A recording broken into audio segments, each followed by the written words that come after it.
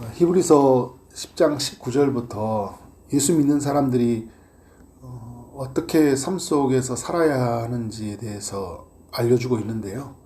오늘 읽었던 13장은 히브리서 마지막 장이죠. 삶 전반에 걸쳐서 이제 교훈해주는 내용이라고 할 수 있어요. 교회 지체들, 나에게 찾아온 손님들, 또 우리가 가까이에 있는 이웃들, 우리가 적극적으로 돌봐야 될 이웃들이죠. 또 나의 배우자, 내가 속한 리더, 나 자신, 교회와 세상, 이런 삶 전반에서 우리가 어떻게 균형과 조화를 이루고 살아야 될지를 알려주는 그런 말씀입니다. 1절을 보니까 형제 사랑하기를 계속하라. 누구를 향한 말일까요? 교회 공동체 지체들을 향한 권면이죠. 형제는 어떤 대상이에요? 사랑해야 될 대상이에요. 믿음의 대상이 아니라 사랑해야 될 대상이라고 이야기하잖아요. 그죠? 믿으면 실망해요. 그죠? 믿으면 실망하지만 사랑해야 될 대상이기 때문에 실망할 수가 없는 거죠. 언제까지 사랑해야 될까요? 오늘 말씀 보니까 계속 하라고 이야기하고 있어요. 계속 사랑해야 돼. 우리도 그럴 때 있잖아요. 우리 자녀들 키울 때 그런 이야기 하잖아요. 언제까지 엄마가 도와줘야 되냐? 언제까지 아빠가 이렇게 해줘야 되냐? 이런 이야기 하거든요. 오늘 말씀 이야기하고 있어요. 계속 사랑하라고 그래요. 우리가 이 땅에서 해야 될 일은 뭐냐면요. 끝까지 사랑하는 일이에요. 그 모습을 누가 보여줬습니까? 예수님이 보여주셨잖아요. 끝까지. 성경의 내용들 보면 끝까지 사랑하는 내용이에요. 어떻게 사랑해야 되냐? 고린도전서 13장이 사랑에 관한 이야기도 해주고, 또 제가 주일날도 나눴지만 10장 24절 25절 사랑과 선행으로 격려하라. 제가 이 말을 좀 표현된 사랑이라고 이야기를 했는데, 우리 사랑이 명사가 아니라 움직이는 것, 동사가 돼야 된다. 표현된 사랑. 그래서 어떻게 이 사랑이 계속 되어져야 된다. 계속 되어져야 된다.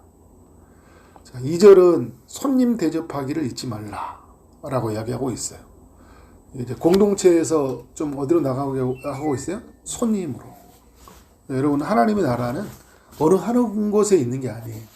삶 전반에 걸쳐서 우리가 실천해야 될 대상들이거든요. 교회 사람만 사랑하는 게 아니라, 교회 지체들만 사랑하는 게 아니라 갑자기 나에게 찾아오는 사람들. 오늘 말씀에 보니까 부지 중에 천사들을 대접하는 이들이 있다고 하잖아요. 부지 중에 갑자기 나한테 찾아온 손님들. 어떤 사람은 내가 잘 아는 사람이 갑자기 찾아올 수도 있겠죠. 갑자기 전화가 와요. 어떻게? 잘 대접하라는 거예요. 그런데 내가 모르는 사람들이 찾아왔어요. 어떻게 해야 돼? 잘 대접해야 돼요. 그리고 2절은 누구를 이야기한 이야기일까요? 부지 중에 천사들을 대접한 이들. 누가 생각나죠? 아브라함이 생각나죠. 아브라함이 자기에게 찾아온 그 손님 3명. 그 당시에 그 문화의 관습이 나그네 대접법이기 때문에 자기 집에 찾아온 사람을 잘 대접하는데 성경을 보니까 너무 극진하게 대접을 하는 모습을 보여주죠. 그죠? 어떻게 합니까? 막 즉시 달려가서 맞이했어요. 그리고 자신을 종이라고 고백을 하잖아요. 제가 종이라고 고백하고 굉장히 겸손하게 섬겼다라는 거예요. 그리고 최고의 음식으로 섬겼어요. 그러니까 여러분, 그리고 어떻게? 직접 섬겼어요. 본인이. 아브라함이 자기에 있는 종도 있고 이렇게 다 있지만 어떻게 해요? 직접 섬겼어요. 그래서 여러분, 이렇게 손님을 극진하게 대접하면서 하나님이 주신 은혜가 있었어요. 그건 뭐냐면 그 새 손님이 뭐라고 하냐면 사라에게 이삭이 출생할 거라고 이런 예언의 말씀을 주셔요. 그러니까 여러분, 우리에게 있는 그 한 사람 한 사람들 섬기는 거, 냉수 한 그릇이라도 준 걸 잊지 않는다고 하잖아요. 그러니까 그를 통해서 하나님이 내가 듣지 못할 소식을 듣게 하고 내가 섬기면서 은혜를 누리게 되는 거예요. 누구나 알만한 사람들 대접하면 그 사람이 소문을 내주니까 상을 받아요. 목사님한테 갔더니 목사님이 정말 정성스럽게 대접받아. 그리고 그래, 최만성 목사님 좋으신 분이더라. 이렇게. 그죠? 이런 인정과 칭찬의 상이 이제 주어지기도 하죠. 그렇지 않기도 하지만. 그런데 여러분, 전혀 모르는 사람은 누가 그거를 기억하겠어요? 근데 누가 기억하지? 하나님이 기억하셔. 손님 대접하기를 잊지 말라. 나에게 갑자기 찾아오는 사람들 있죠. 그런 사람들한테 친절하게 대접해 주는 건 너무 중요하다. 3절은 이런 내용이에요. 너희가 함께 갇힌 것 같이 갇힌 자를 생각하고 너희도 몸을 가졌은즉 학대받는 자를 생각하라. 이 사람들은 어떤 사람들이냐면 감옥에 갇힌 사람들이에요. 복음 때문에 갇혔고 또 억울한 일 때문에 갇혔던 사람들인 것 같아요. 그리고 어떤 사람들은 학대받고 그래서 사회적으로 많이 제한받고 어려움받는 사람들.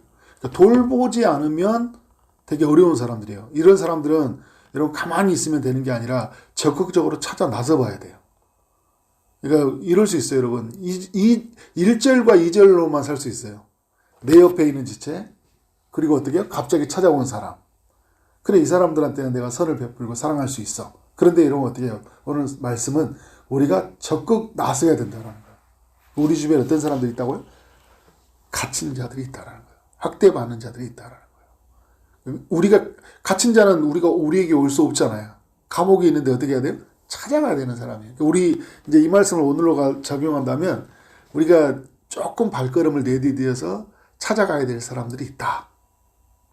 저는 이제 이런 내용인 것 같아요. 들려오는 소식들이 있을 때, 선교사님들이 어려움을 당할 때나, 또 우리 주변에 올해 같은 경우에는 화재 사건 같은 게 나갔다. 그리고 우리 안산의 지역에 어떤 분들이 어려움을 당했다더라. 그랬을 때는 어떻게 해요? 적극적으로 찾아가 봐야 되겠죠. 또 우리의 이 전화번호의 리스트에 보다가 쭉 우리 기도 제목을 리스트를 보고 기도하다가 생각나는 사람 있을 때 또 연락해주고 또 어려움을 당했다 하면 또 전화해주는 이런 모습들이 필요하다. 또 이렇게 저를 잘 알지 못하는 노예 목사님이 계시는데요. 제가 몇 주 전이에요. 저한테 갑자기 전화를 주시더라고요. 최 목사님 잘 지내시죠? 이게 정말 잘 모르신 분이거든요. 근데 정말 그날 위로가 많이 되더라고요.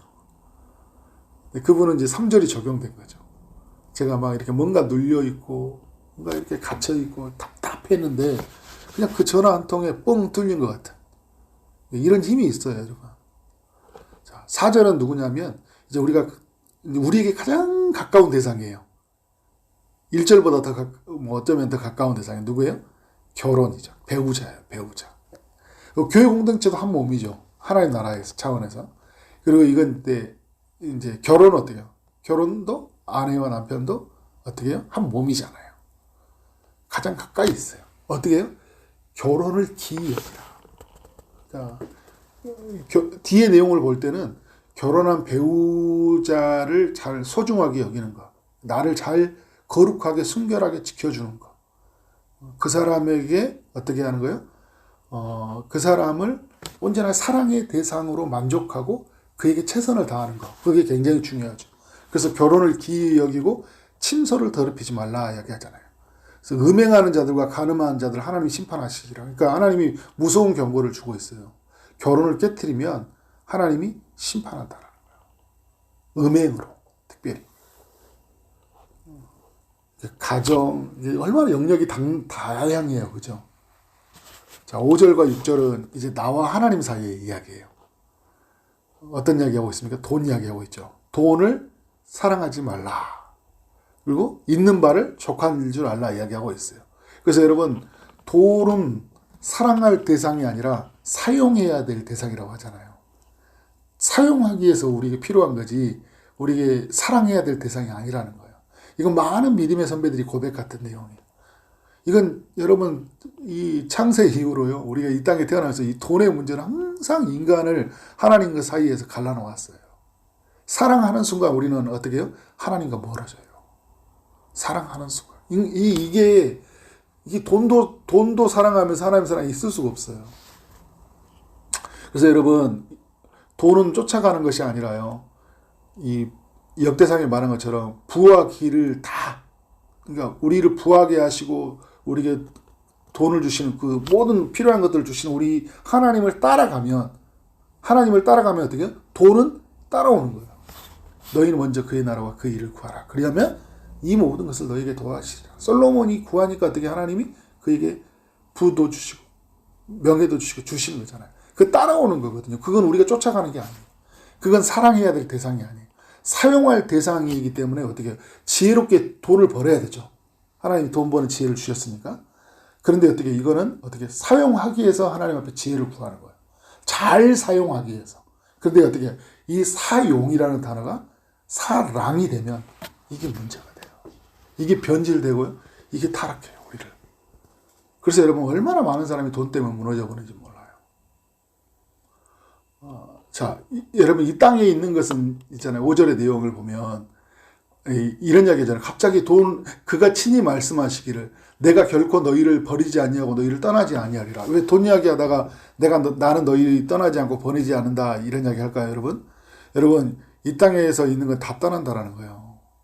우리가 번 돈이요, 우리가 돈이 움켜잡는 것 같지만 어느 순간 보니까 돈이 금방 날아가 버리잖아요. 진짜 돈은 금방 날아가 버리더라고요. 날아가 버려요. 무슨 일이 생기면 그 돈은 확 뭉칫돈을 가지고 날아가 버려요. 갑자기 날아가요. 우리 권사님도 막 자녀 둘 결혼시키니까 어떡해요? 갑자기 돈이 날아가 버리잖아요. 그죠? 물론 자녀들이 가져갔으니까 그렇습니다. 갑자기 날아가요. 이렇게. 어떻게 돼요? 누가 우리에게 영원히 곁에 있습니까? 오늘 말씀이 주님이. 그래서 여러분 우리가 사랑해야 될 대상이 누구예요? 하나님이에요. 다 날아갑니다. 다. 그리고 여러분 우리 죽을 때 돈을 못 가져가요. 근데 우리 죽을 때 누구 품 안에 있습니까? 주님 품 안에. 그러니까 우리 누구를 사랑해야 돼요? 주님을 사랑해야 돼요. 근데 여러분 그래서 사용해야 된다고 했잖아요. 돈을 그러면 어떻게 생각하냐면 사랑하면 내가 움켜잡고 나를 위해 살거든요. 사용하면 어떻게 될까요? 이것을 어떻게 주를 위해서, 하나님 나라를 위해서, 이웃을 위해서, 내 소중한 사람들을 위해서 잘 벌어서 잘 쓰자. 이게 되는 거예요. 나와 함께 하신 주님과 함께. 그래서 주님의 음성을 들으면서 어떻게 플로잉하고 섬기고 나누면서 사는 거예요.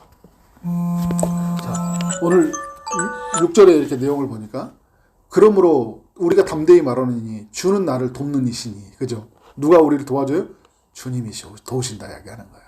나의 모든 필요를 채우셔요. 그러니까 여러분 내가 무서워하지 아니하리라. 사람이 내가 어찌하리요. 그러니까 여러분 사람 무서워하지 말고 돈 무서워하지 말고 미래 무서워하지 말고 살아갈 거 어떻게 나 이러다 죽는 거야 이런 거 무서워하지 말고 그죠? 누가 우리를 돕는다고요? 하나님이 우리를 돕는다는 거예요. 하나님만 붙잡으면 돼요, 여러분. 돈 벌지 말라 이런 소리 아니에요. 또 극단적으로 가는 게 문제예요, 여러분. 돈 열심히 벌어야 돼요. 근데 돈을 사랑하지 말고 사용하라고요. 그리고 무서워하지 말라고요. 돈이 잠깐 내게 안 들어온다고 무서워하지 말라고요. 너무 중요한 이야기를 해주고 있어요. 자, 7절과 8절은 이제 말씀을 가르치는 자들을 향한 고면이에요. 하나님의 말씀을 가르치는 자들은 어떻게 해야 되냐. 이 두 가지의 이야기를 집중해야 되는데, 첫 번째는 뭐냐면, 이제 말씀을 가르치는 자들 있죠. 그러니까 여러분, 우리에게 뭐, 교회 목회자가 될 수 있고, 뭐, 여러 가지 우리의 말씀을 가르쳐 주는 리더들이 될 수도 있어요. 뭐라고 하냐면, 그들의 형실의 결말을 주의하여 보라. 이야기하고 있어요. 무슨 말이냐면, 말씀을 막 가르쳤어요. 근데, 말씀을 가르치는 것과 저분은 말씀대로 사는 것과 다른 모습이잖아요. 예를 들어서 여호와는 나의 목자신 내가 부족함이 없으리다 이렇게 말을 했는데 그죠? 근데 하나님이 부족함이 없다. 오늘도 보면 돈은 사랑해야 될 대상이 아니라 사용해야 될 대상이라 했더니 돈을 너무 사랑해. 말씀은 그렇게 안 가르쳐 주는데 그죠? 한번 보라는 거예요. 그러니까 여러분 뭐냐면 우리는 뭘 배워야 되냐면요. 가르치는 것도 배워야 되지만 가르친 걸 가지고 어떻게 사는 것까지 같이 배워야 되는 거예요. 그리고 또 우리에게도 마찬가지죠. 우리도 이제 가르치는 자잖아요. 잘 가르쳐야 되죠. 자녀에게, 우리 또 다음 세대들에게, 우리 믿음이 연약한 자들 잘 가르쳐야 돼요. 근데 어떻게 사는지도 가르쳐 줘야 돼요. 보여줘야 돼요. 메시지도 전해줘야 되지만요. 메신저도 돼야 돼요. 메시지를 전하는 이 메신저가 그 메시지를 담는 삶이 돼야 되잖아요. 메시지와 메신저가 균형을 이뤄요. 전하는 것과 전하는 대로 사는 것. 너무나 중요합니다. 얼마나 이 은혜가 되는지 모릅니다, 여러분. 또 오늘 또 10절 이후에도 또 은혜가 된 게 이제 마지막 이야기만 전하고 하려고 하는데, 이제 이 10절 이야기는 어떤 이야기냐면, 예수님이 그 영문 밖에서 치욕을 지셨거든요, 십자가. 그러니까 그가 제물이 되어서. 그러니까 그가 어디서 돌아가셨냐면, 영문 밖 골고다 언덕에서 돌아가셨잖아요. 그런 것처럼 우리가 뭐라냐면, 우리도 세상 밖에 나가서 예수님이 치욕의 십자가를 지었던 것처럼 우리도 십자가 지자 이런 내용이에요. 그러니까 무슨 말이냐? 이건 파송에 관한 이야기예요. 우리는 어디로 나가라고요? 세상으로 나아가라는 거예요. 세상으로 나아가라. 근데 오늘 그 15절과 16절에서 세상에서 어떻게 살아야 되는지 우리에게 알려주는데, 하나는 15절에 예수로 말미암아 항상 찬송의 제사를 드리라.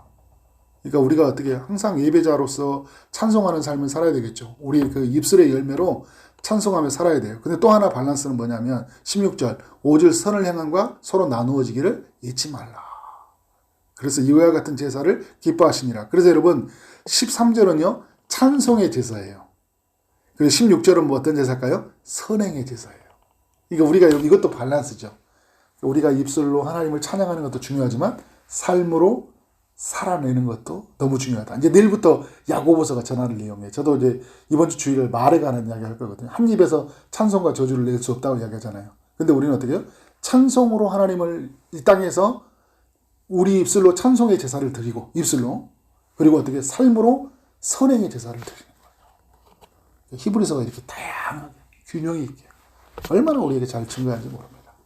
이 13장의 이야기를 남기는 우리의 삶이 되어지기를 주님의 이름으로 축원합니다. 네, 기도하겠습니다. 하나님 감사합니다. 히브리서 13장의 이야기를 우리에게 들려주시니 감사합니다. 우리 곁에 있는 공동지체들을 진심으로 사랑하게 하시고, 우리에게 찾아오는 손님들을 따뜻하게 대접하고, 또 우리가 찾아가야 될 일이 있다면 적극적으로 돌보는 삶이 되게 하여 주옵소서. 가장 가까운 가족을 소중히 여기고 가장 사랑해야 될 대상은 돈이 아니라 하나님이라는 것을 잊지 않게 하여 주옵소서. 말씀을 가르치는 이들을 존경하되 그 믿음을 본받고 또 거짓된 가르침을 분별하여서 그래서 하나님의 말씀대로 살아가는 삶이 되게 하여 주옵소서. 주님이 그런 모습을 보였듯이 우리가 세상 한가운데로 나가게 하시고 하나님께는 찬양의 제사를, 또 세상에는 선행의 제사를 드리고가는 그런 삶의 균형, 밸런스, 조화가 있게 하여 주옵소서. 예수 그리스도 이름으로 기도를 쌓옵나이다. 아멘.